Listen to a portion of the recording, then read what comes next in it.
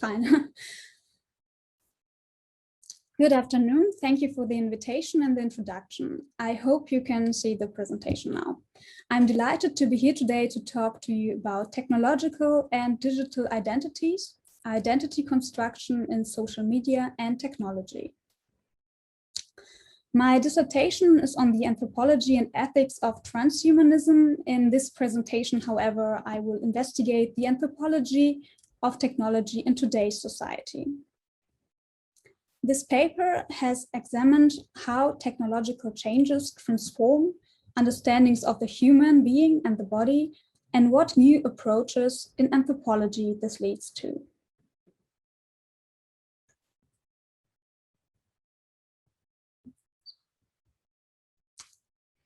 The presentation, like the paper, is divided into 4 sections. First, I deal with the question, how do technologies alter our understanding of human beings? Section 2 then moves on to consider the relationship between human and machine. Section 3 goes on to discuss new anthropological ethical challenges of modern technologies. Finally, section 4 provides a practical theological approach to identity construction in social media.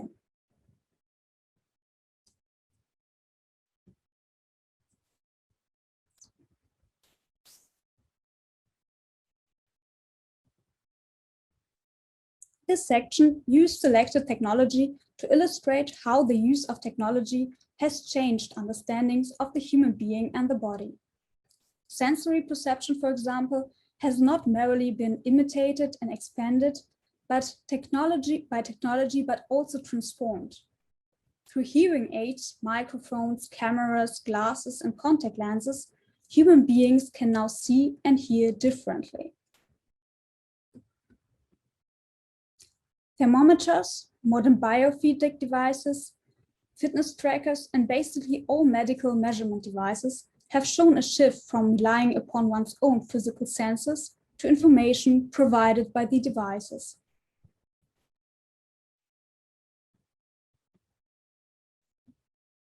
With the notion of cyborgs, the body has almost merged with technology. It has become clear that a new, intimate connection between the human or the body and technology is emerging. The boundaries between organisms and machines have increasingly become blurred.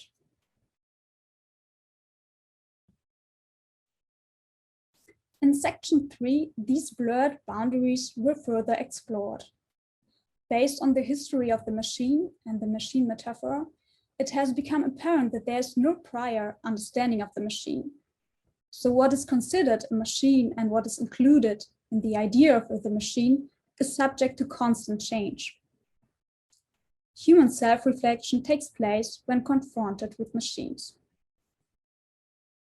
In the same way, robots, automata, or prostheses have offered insights into the understanding of the human being and the body and negotiated such understandings.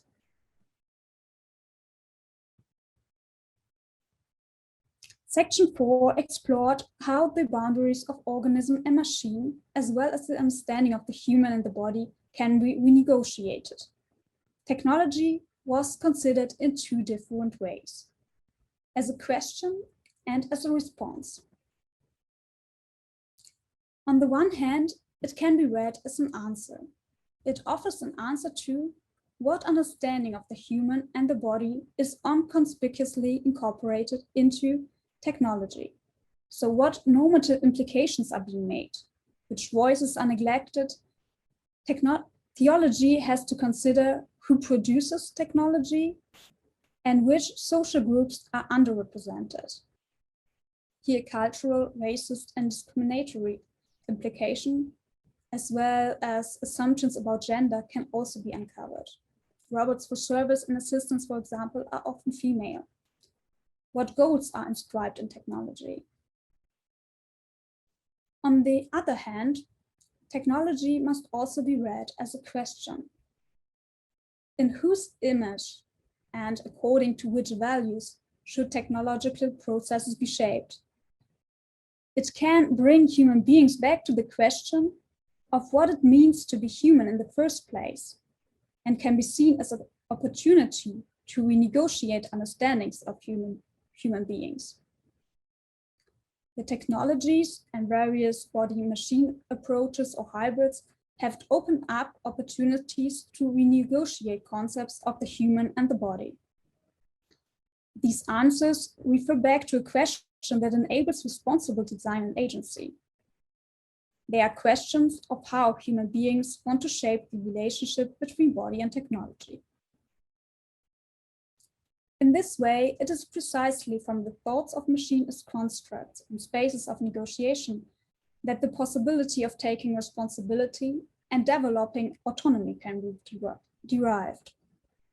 Machines are not a force beyond our control. To this end, the anthropological ethical approaches of critical posthumanism were presented, and perspectives for reshaping of anthropology were derived.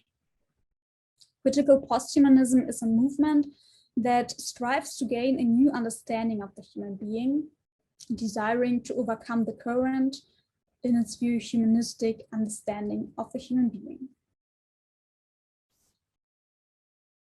An important figure in critical posthumanism is the cyborg, which does not denote an actual fusion of humans and technology, but is used as an ethical figure from a political, epistemological, and ontological position. As a cybernetic organism in which technical and organic material are mixed, she cannot be placed in a fixed category. Her existence refuses a fixed and ambiguous identity. Instead, her identity is fragmented, partial, and unfinished.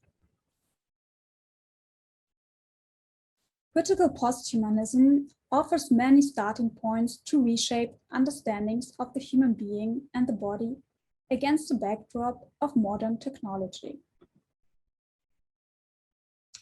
Arguments were made against rigid attributions of identity, various dichotomies, discriminatory implication, essentialism, anthropocentrism, and speciesism. An anthropology that takes the cyborg seriously cannot start from a fixed catalogue of human characteristics. The cyborg can be understood as a subversive figure that constantly calls to mind the indeterminacy of the human being, of its openness and changeability. The cyborg and her body, which cannot be universalized, stands for a plurality of understandings of the human being and the body, but at the same time also draw out the differences between people and the differences between the various bodies. A special feature of critical posthumanism is its close linking of anthropology and ethical considerations. An interesting question to discuss would be whether various technologies might also be understood as part of the body. Can they be integrated into the understanding of the body and also constitute part of what body means? In this way, the new blurring of boundaries through modern technologies can contribute to a pluralistic, inclusive, and diverse understanding of people and bodies.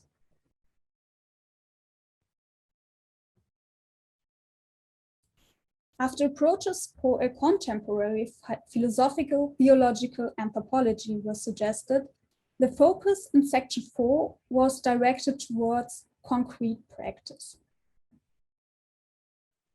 In social media, it is already concretely clear how technology has been integrated into the reality of people's lives and how important identity construction processes take place here. Social media enable new forms of narration of one's own biography and identity. Despite virtuality, the role of the body has not diminished, but new attention has been paid to the body in nutrition, fitness, and fashion. In whose image is identity constructed in social media? Who are the role models, the influencers? There are unattainable ideals of beauty and perfect bodies, but there are also body positivity and accounts that address mental problems, health problems, and diversity. Identity is fragile and fluid according to Vera Pirker, and fragmentary according to Henning Luther. Henning Luther, identity as is evident in social media is thus fragile and pluralistic, subject to constant change and standing in tension between contingency and wholeness. Theology should accompany the construction of identity. Such a theological perspective is able to bear the tension between a limitation and dislimitation of a human being without fixing the human being. On the one hand, it takes into account their vulnerability and creatureliness. It makes it possible to deal with contingency. On the other hand, such a perspective attributes wholeness to the human being, but does not fall into the ideological trap of assuming a perfect identity. Only if the theological conceived identity of the human being is understood as an open, unfinishable identity that is constantly in the process of becoming, can it account for the possibility of change. This paper argues that technological processes and social media should be perceived as places of theology. This means that shaping technological process and social media must be done responsibly and autonomously, because in technological change, identity as well as the understanding of the human being and the body are renegotiated. The understanding of human beings has an impact on how human beings determine their actions, relationships, and society as a whole.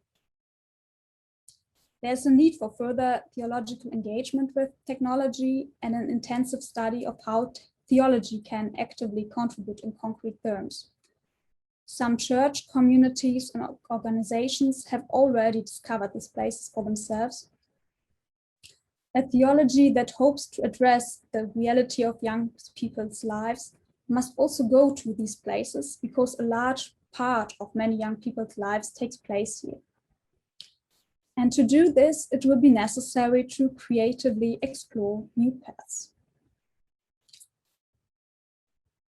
Thank you very much for your attention. I'm looking forward to receiving your feedback.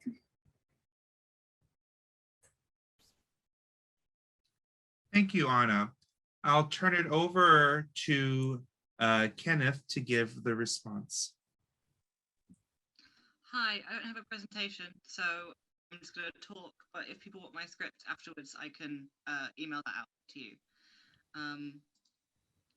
Thank you so much for inviting me to respond to this paper. It's been really great.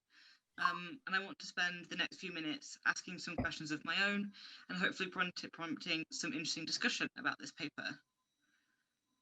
I'm going to start with an example. When drones were first incorporated into the UK Armed Forces, many argued against their use. Among these arguments were a group of RAF pilots who argued that piloting drones was emasculating and stripped them of their virility, operational and otherwise. Here, drones threatened not just their professional lives as pilots, but also their identities as pilots, which it seems was inextricably linked to their identities as manly men and good airmen.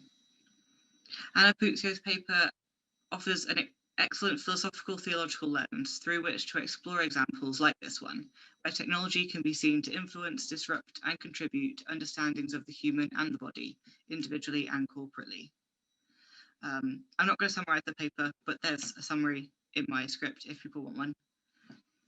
As a queer and interdisciplinary researcher, the call in this paper to create an interdisciplinary conversation surrounding technology and identity is refreshing and exciting, and says something important about how reorganizing blurred boundaries requires an approach that is equally blurry and unbounded.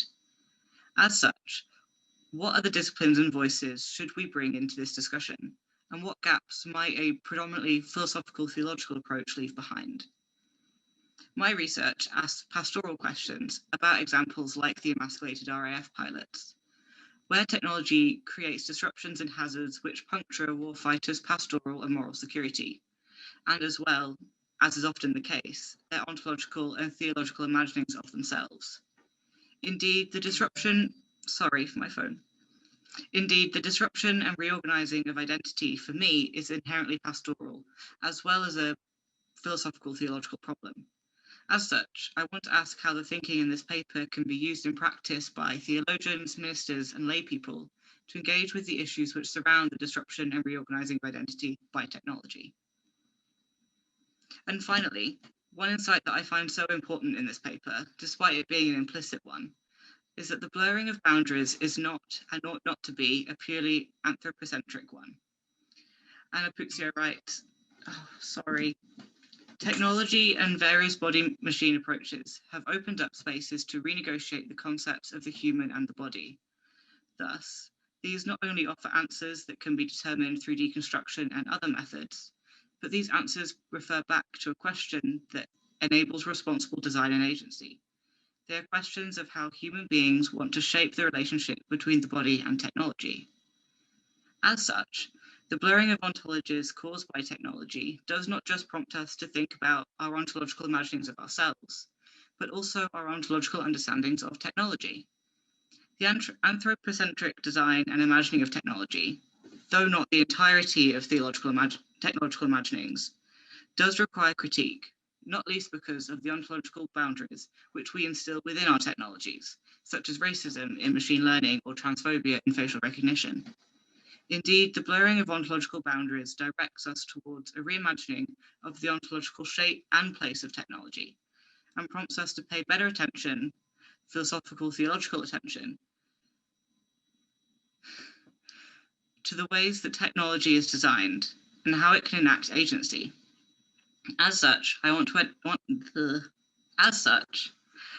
ask what this responsible design of technology might look like, and how we might want to go about reimagining technology and our relationship with it. My time is almost up, but I want to leave you with this.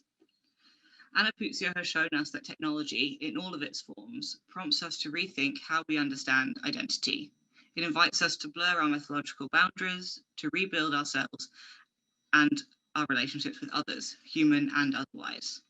And it invites us to reorientate our locations, agency, and priorities surrounding our ontological relationships. So what can we do with these insights? How might we support those who are dealing with the practical implications of these disruptions? And what other voices, ideas, and contributions should be incorporated in these conversations? Once again, it's been fantastic to respond to this paper. I'm sorry for my really loud phone. I don't know what's happening on the internet right now. And I'm really looking forward to the conversations that we're about to have later on. Thank you.